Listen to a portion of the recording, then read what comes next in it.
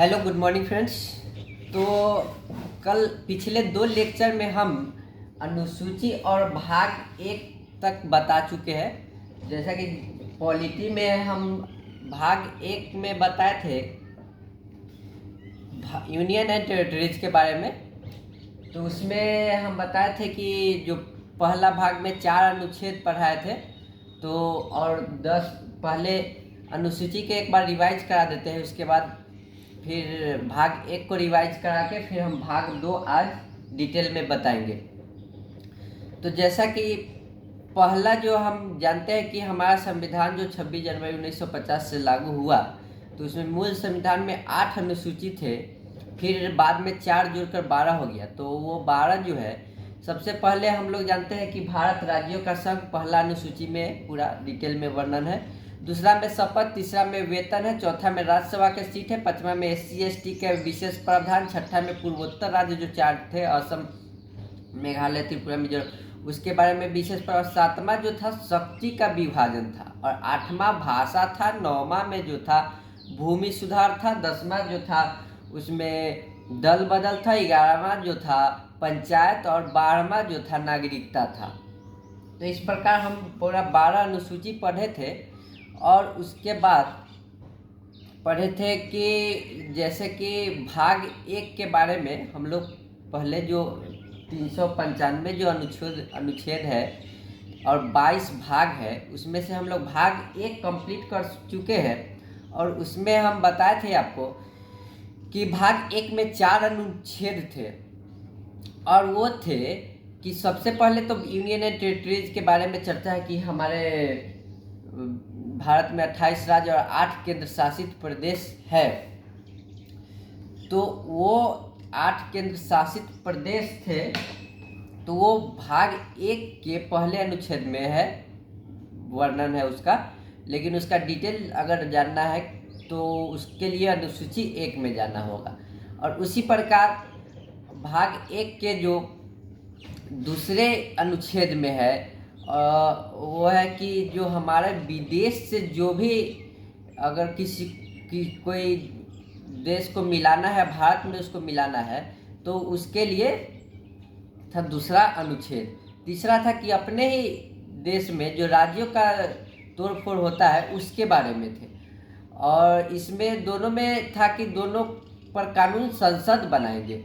और चौथा जो अनुच्छेद था वो था कि जब 2 और 3 जब संसद अप्लाई कर रहा है, तो उसमें 368 को वर्णित कर दिया गया था कि राष्ट्रपति उसमें हस्तक्षेप नहीं करेगा। तो ये 4 आर्टिकल हम लोग पढ़ चुके हैं भाग एक के। और आज हम बताएंगे भाग 2 के बारे में। तो कल तो अच्छे से चर्चा हो चुकी है भाग एक के बारे में कि कैसे हमारे देश को एक बनाया गया, और इसमें बीपी मेनन और सरदार पटेल का क्या योगदान था, और कैसे हमारा जूनागढ़ का जो भी राजा था उस रेफरेंडम जनमत संग्रह करा गया, उसको शामिल किया गया। फिर बताए थे आपको कल कि हमारे हरि सिंह जो थे जम्मू कश्मीर के राजा के, वहाँ पे जनमत संग्रह से हो गया था, तो वहाँ पे साइन करा गया था। फिर ऑपरेशन पोलो द्वारा हैदराबाद के निजाम द्वारा कराया गया था। हैदराबाद बोल रहा था कि स्वतंत्र हम देश रहेंगे, तो उसमें कैसे वो यूएनओ 47 का ये मामला था, तो 45 में यूएनओ बन चुका था। तो यूएनओ जब गया तो वहाँ पे कहा गया था कि कोई मिलिट्री वहाँ पे अप्लाई नहीं होगा। तो वहाँ पुलिस को मिलिट्री को पुलिस के भेष में रखकर, और बोले तो साम दाम दंड भेद होते हैं, वो सभी लगाकर सरदार पटेल ने हमारे देश को एक किया। और इस प्रकार जानते हैं कि हैदराबाद काफ़ी पैसा वाला था। वहाँ से तो वहीं से पहले लगभग तेलंगाना जो अभी है उतना बड़ा था वो हैदराबाद उस टाइम। तो काफ़ी धनी था हैदराबाद, इसलिए वो खुद अपना एक देश बनाना चाहता था। लेकिन हैदराबाद का अगर लोकेशन देखेंगे तो अभी जो तेलंगाना है वो बीच में, तो बीच में एक देश रहता तो वो अच्छा नहीं रहता। तो इस कारण वहीं से हमारा जो है कोहिनूर वही से निकला हुआ है। उस समय जो था गोलकुंडा करके वही उस जगह को कहते थे। काकतीय वंश के टाइम में निकला था एक्चुअली। तो वो काफ़ी धनी था उस समय हैदराबाद, तो उसको भी मिला लिया गया हमारे अपने देश में। और फिर आज हम चर्चा कर लेते हैं भाग 2 के बारे में। कल का अगर लेक्चर नहीं देखे होंगे तो आप देख सकते हैं, उसमें अनुसूची को भी रिवाइज करा दिया गया है और भाग 1 पूरा बता दिया गया है। और उसमें बता दिया गया है कैसे अभी 28 राज्य बने हैं। पहले 4 ही स्टेट थे, ब्रिटिश प्रोविंस थे। उसके बाद देसी रियासत जो होते हैं, कमिश्नरी स्टेट वाले थे, यूनियन टेरिटरी 4 ABCD करके था। तो उसको कैसे फजल अली आयोग आया और फजल अली आयोग ने 53 में आके 56 में रिपोर्ट दिया। 53 में बना था आयोग, 56 में रिपोर्ट दिया। और वो 14 और 6 केंद्र शासित, 14 राज्य और 6 केंद्र शासित प्रदेश बनाने का, और 7वां अमेंडमेंट करके हमारा 14 राज्य बना और 6 यूनियन टेरिटरीज बना था। तो वो भी कल बताए थे। तो वो सब कल चर्चा अच्छे से हुआ था। उसके बाद आज नागरिकता के बारे में बताना है। भाग 2 जो कि नागरिकता है, भाग 1 से लेकर 4 तक जो कि यूनियन टेरिटरीज के बारे में कल बता दिया गया था। और भाग 2 आज सिटीजनशिप, नागरिकता के बारे में बताना है। तो बता दें आपको कि जो नागरिकता है ये एक प्रकार का सुविधा, इसका जनक अरस्तु को कहा जाता है। तो ये सुविधा है विशेष करके, ये और कुछ नहीं। इसमें होता क्या है कि ये नैसर्गिक है, जन्म से ही मिल जाता है नागरिकता। लेकिन नागरिकता का विशेष छूट जो होता है वो 18 साल के लगभग होइएगा, उसके बाद आधार कार्ड, पैन कार्ड, ये सब, ड्राइविंग लाइसेंस सब बनता है। तो वो विशेष लाभ जो होगा वो 18 साल के बाद होगा। लेकिन ये नैसर्गिक है, जन्म से ही आपको मिल जाएगा। नागरिकता कैसा है? तो नैसर्गिक है। ये क्वेश्चन पूछा जाता है। और इसमें एक और क्वेश्चन है कि ये कहाँ से लिया गया? तो ये ब्रिटेन से लिया गया है। नागरिकता जो है ब्रिटेन से लिया गया है। और हमारा भारत देश जो है एकहरी नागरिकता प्रदान करता है, ना कि दोहरी नागरिकता। तो एकहरी नागरिकता प्रदान करता है। और USA में दोहरी नागरिकता है। वहाँ पे एक देश का अलग है, और फिर दूसरे राज्य में अगर जाना है तो उसके लिए फिर आपका एक नागरिकता अलग होगा। तो हमारे यहाँ की किसी स्टेट में कहीं भी चले जाइए, एक ही देश का जो नागरिकता है वो वही लगता है, एक ही आधार कार्ड, कहीं से कहीं चले जाइए, कोई दिक्कत नहीं होता है। लेकिन अगर बात करें कि यहाँ से भाग जो 2 है नागरिकता, ये भाग 5 से लेके 11 तक है नागरिकता। तो हमारा जो अभी नागरिक जो भी है हमारे देश के, उनका कैसे नागरिकता बने रहेंगे, उनके बाद नागरिकता के बारे में कानून कौन बनाएगा, शुरू में जब देश आज़ाद हुआ तो उस समय कैसे नागरिकता दिया गया था, ये सभी इसमें है। और 5 विधि भी है नागरिकता प्राप्त करने के, और नागरिकता आपका कैसे जाएगा उसके बारे में थोड़ा बात करते हैं। तो जैसा कि यहाँ पे लिखा हुआ है कि जो अनुच्छेद 5 जो है, प्रारंभ में जो नागरिकता, जब हमारा देश आज़ाद हुआ था, जब हमारे देश में जब लाया गया था संविधान, तो उस समय 26 जनवरी 1950 में जिस दिन लागू हुआ, उसी दिन ये वहाँ जो भी यहाँ के लोग हैं उनको नागरिकता दिया गया था। तो इसका चर्चा जो है यहाँ पे कर दिया गया है, अनुच्छेद 5 में किया गया है, प्रारंभ में नागरिकता। इसका मतलब है प्रारंभ मतलब कि जब से स्टार्ट हुआ संविधान हमारे देश में लागू हुआ तब से नागरिकता। तो 26 जनवरी 1950 को लागू हुआ, तो वहाँ से सभी को नागरिकता, प्रारंभ में नागरिकता दिया गया। और उसके बाद करें अगर अनुच्छेद 6 का, तो जो पाकिस्तान से जो भारत आए थे उनके बारे में उनको नागरिकता दिया गया था। तो इसमें कहा गया था 19 जुलाई 1948 तक जो भी आएंगे, अगर चले गए हैं पाकिस्तान भी, तो उनके लिए भी नागरिकता दे दिया जाएगा 19 जुलाई 1948 में। 1948 तक जो भी आ गए हैं भारत में उनको नागरिकता दिया गया। अगर बाद में भी आए होंगे तो उनको परमिट रूल, जो कि परमिट अगर पहले आ गए हैं तो कोई बात नहीं, अगर बाद में आए तो फॉर्म भरिए, उसके बाद 5 साल रहिए और उसके बाद हो सकता है संसद आपको नागरिकता दे नहीं भी दे। लेकिन अगर 19 जुलाई 1948 तक आ गए हैं तो नागरिकता मिल जाएगी। तो ये डेट सिर्फ इम्पोर्टेंट है, ये 6 और 7 तो एक्चुअली इम्पोर्टेंट उतना है नहीं, ये सब बड़े बड़े एग्जाम में पूछता है। तो 19 जुलाई 1948 ये पूछ सकता है कभी, नहीं तो ये दोनों तो अब आर्टिकल का कोई काम ही नहीं है, क्योंकि उस टाइम का है जब देश आज़ाद हुआ था, तो उस समय जब नागरिकता दिया गया था तो इसी के थ्रू दिया गया था। और 7 जो है आर्टिकल हम लोग का अनुच्छेद, उसमें कहा गया है कि जो भारत से पाकिस्तान चले गए और फिर पाकिस्तान से भारत आना चाहते हैं तो उनके लिए भी नागरिकता के यहाँ पर प्रावधान किया गया है। 1 मार्च 1947 तक जो चले गए हैं उस दिन तक चले गए हैं और भारत में फिर आना चाहते हैं तो उनके लिए भी नागरिकता।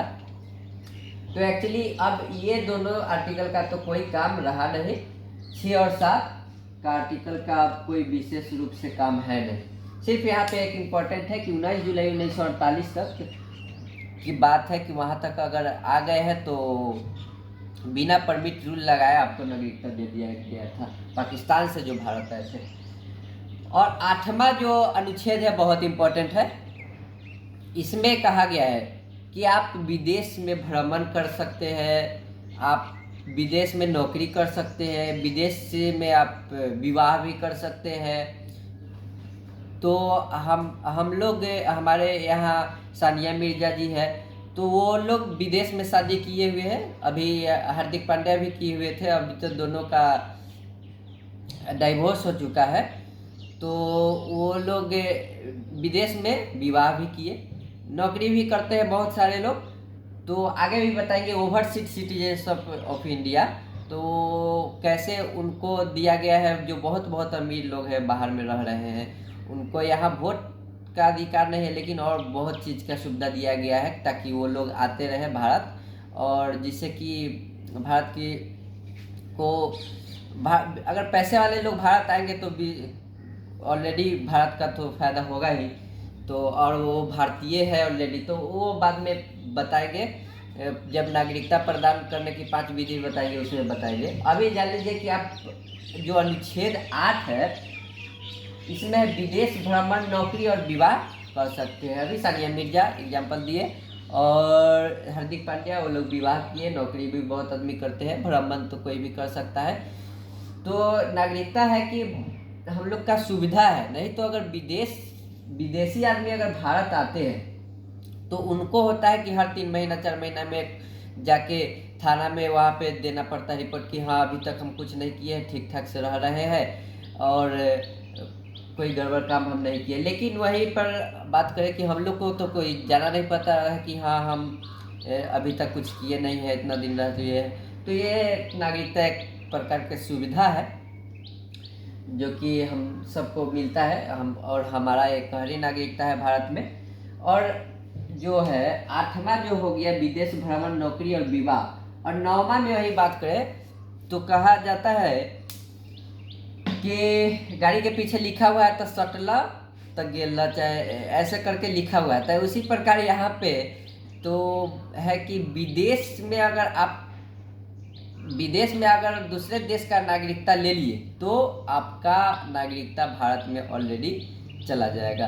तो इसीलिए जब विदेशी नागरिकता आप लेंगे तो आपका नागरिकता यहाँ खत्म हो जाएगा। इसका चर्चा अनुच्छेद 9 में किया गया। तो 8 और 9 इम्पोर्टेंट है कि विदेश भ्रमण नौकरी विवाह के लिए कौन सा अनुच्छेद है, नागरिकता दिया जाए, नागरिकता आपका नहीं जा सकता है उसे, तो अनुच्छेद 8। अनुच्छेद 9 में क्या है तो उसमें है कि अगर आप विदेशी नागरिकता ले रहे हैं तो आपका इस देश का नागरिकता खत्म हो जाएगा, भारत देश का नागरिकता खत्म हो जाएगा। इसके बारे में चर्चा है 9 में। और वही बात करें कि 10वां जो है अनुच्छेद, इसके में भारत जो है आपका भारत में नागरिकता बने रहेगी जब तक कि आप कोई टेररिस्ट वाला काम या फिर पागल नहीं हो जाते, या फिर कोई देश विरोधी काम करने लग रहे हैं, जब तक आप ये सब नहीं करते तब तक आपका नागरिकता बने रहेगा। इसका जो है प्रमाण आर्टिकल 10 दे रहा है, अनुच्छेद 10 में ये आपको आपका नागरिकता बनाए रखेगी। और 11 में वही है कि आपका जो भी कानून होगा नागरिकता के बारे में, उसका जो प्रावधान या फिर उसका स्टेप जो लेगा वो संसद लेगा। और संसद का गृह मंत्रालय कौन सा संस्था लेगा, तो संसद लेगा। और कौन मंत्रालय, तो गृह मंत्रालय, ये पूछा जाता है। तो ये पूछा जाता है। और प्रारंभ में नागरिकता भी हो चुका है। और यहाँ पे है कि कानून जो है संसद बनाएगी। आपका जो भी नागरिकता संबंधित जो भी बात होगा कानून, वो संसद बनाएगी और संसद के गृह मंत्रालय तैयार करेगी। अभी एनआरसी सीएए जो भी आया है वो गृह मंत्रालय अमित शाह जी का तैयार किया है। एनआरसी और सीएए से जो नागरिकता दिया जा रहा है वो भी आपको हम डिटेल में बताएंगे, जब 5 विधि बताएंगे कि यहाँ कैसे नागरिकता हम लोग लेंगे, तो उसके बारे में बताएंगे हम सीएए और एनआरसी के बारे में। अभी आप जान लीजिए कि भाग 2 जो है नागरिकता के बारे में है। और भाग 2 में सिटीजनशिप जो है कहाँ से लाया गया, ये क्वेश्चन अक्सर पूछता है। और ये क्वेश्चन फेवरेट है। और लो लेवल के एग्जाम में अक्सर ये क्वेश्चन अगर नागरिकता से पूछेगा तो यही पूछेगा कि नागरिकता किस देश से लिया गया है, तो ब्रिटेन से लाया गया है। हमारे संविधान में जो नागरिकता जोड़ा गया है वो ब्रिटेन से लाया गया है, ना कि अमेरिका से। ब्रिटेन से लाया गया है। और हमारा देश का जो नागरिकता है एकहरी है ही, क्योंकि दूसरे राज्य में जाते हैं हम लोग तो वहाँ पे दूसरा फिर नागरिकता तो लेना नहीं पड़ता है, एक ही नागरिकता। हम लोग बिहार से तो लाखों लोग माइग्रेट कर रहे हैं, प्लान कर रहे हैं, तो उनको फिर उस राज्य में जाके वहाँ के नागरिकता नहीं लेना पड़ता है। यहाँ पे तो सिर्फ एक देश है। तो उस वही बात है कि हमारा देश जो है यहाँ एकहरी नागरिकता लगता है, ना कि दोहरी नागरिकता। और ब्रिटेन से लिया गया है, एकहरी नागरिकता लगता है। सिटीजनशिप जो है वो 5 से 11 तक है। अनुच्छेद 5 से लेके 11 तक है। जो भाग 2 के सिटीजनशिप है वो भाग आर्टिकल 5 से लेके आर्टिकल 11 तक है। उसके बाद बात करेंगे तो अनुच्छेद 5 में था कि प्रारंभ में नागरिकता, जब हमारा संविधान लागू हुआ उस टाइम से नागरिकता 26 जनवरी 1950 से नागरिकता दिया गया है। प्रारंभ में नागरिकता आर्टिकल 5। आर्टिकल 6 में है कि पाकिस्तान से जो भारत आना चाहते हैं 19 जुलाई 1948 तक, उनके लिए नागरिकता, अगर बाद में भी आए तो परमिट रूल के थ्रू दिया जाता है। तो 5 में हो गया प्रारंभ में नागरिकता और 6 में हो गया 19 जुलाई 1948 तक जो भारत आ गए उनके लिए नागरिकता। मार्च 1947 तक जो आ गए आर्टिकल 7 में उनका चर्चा है, उनको नागरिकता, जो पाकिस्तान से भारत से पाकिस्तान चले गए फिर पाकिस्तान से भारत आना चाहते हैं, 7 में उनका चर्चा है, उनके लिए नागरिकता। 8 में तो आपको बताया ही, इम्पोर्टेंट भी है कि विदेश में भ्रमण कर सकते हैं, कहीं भी जा सकते हैं, घूम सकते हैं, वहाँ पे नौकरी भी कर सकते हैं, यहाँ तक कि विवाह भी वहाँ पे कर सकते हैं। इससे हमारा नागरिकता नहीं जाएगा, हमारा नागरिकता तभी बना रहेगा। तो इस प्रकार 8 अनुच्छेद जो था भ्रमण कर सकते हैं, नौकरी और विवाह के बारे में था। 9 जो था हमारा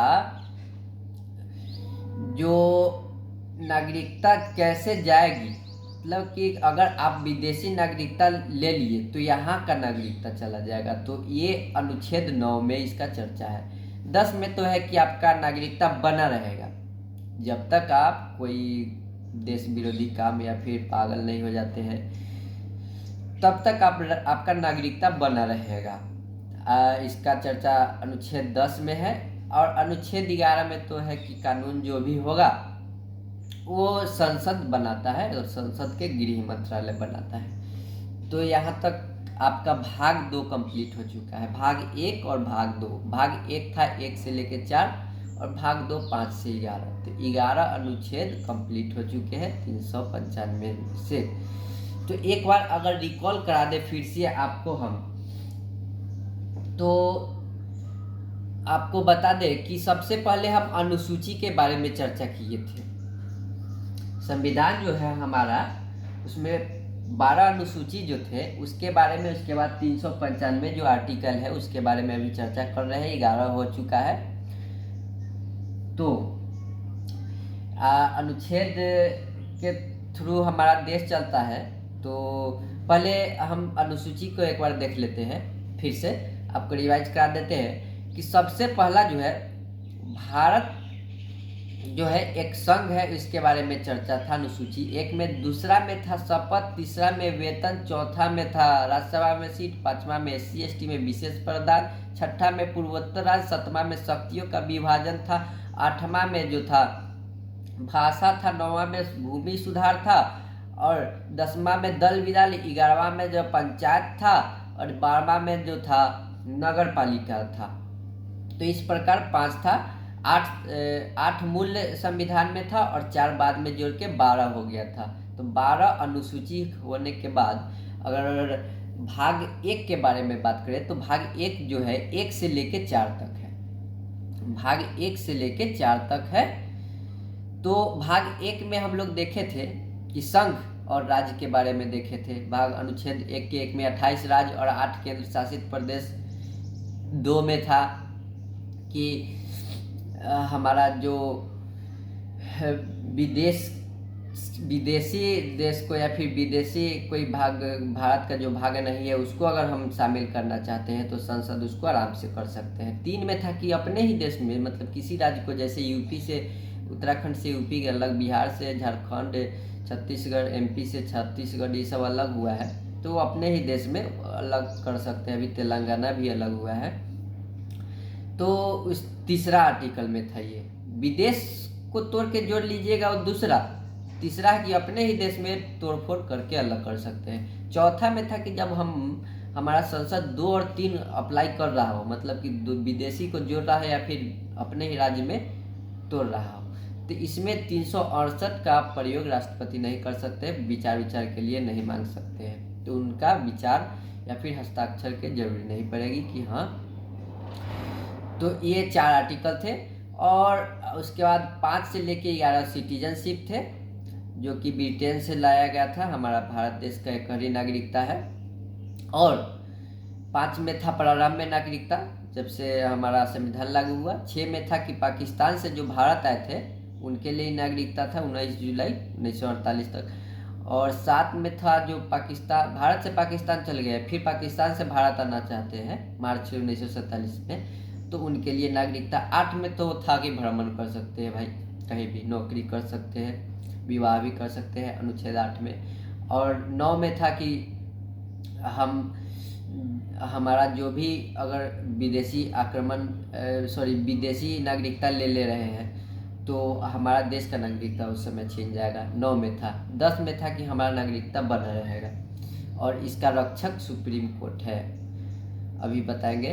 तो और 11 में था कि कानून जो भी है गृह मंत्रालय बनाएगा, संसद के गृह मंत्रालय। 11 में ये था। तो हमारा नागरिकता का अगर संरक्षक की बात करें तो ये सुप्रीम कोर्ट है। आप डायरेक्ट सुप्रीम कोर्ट भी जा सकते हैं इसके लिए। अगर नागरिकता आपका कहीं से भी हनन या फिर छीनने जा रहा हो तो आप डायरेक्ट आर्टिकल 32 जो है उसके थ्रू आप डायरेक्ट सुप्रीम कोर्ट जाके आप अपना बात रख सकते हैं। वहाँ पे PIL दाखिल कर वहाँ पे जाके आप नागरिकता आपका जो छीन रहा है उसके बारे में आप जाके वहाँ पे दाखिल कर सकते हैं केस। उसके बाद था कि अगर हाई कोर्ट मान लीजिए दूर है सुप्रीम कोर्ट, तो आप हाई कोर्ट जा सकते हैं। उसके लिए अनुच्छेद 226 है, तो अनुच्छेद 226 में इसका चर्चा है। तो आप उसके तहत सुप्रीम कोर्ट नहीं जा रहे हैं तो हाई कोर्ट ही जाकर आप अपना नागरिकता को संरक्षण कर सकते हैं, बचा सकते हैं।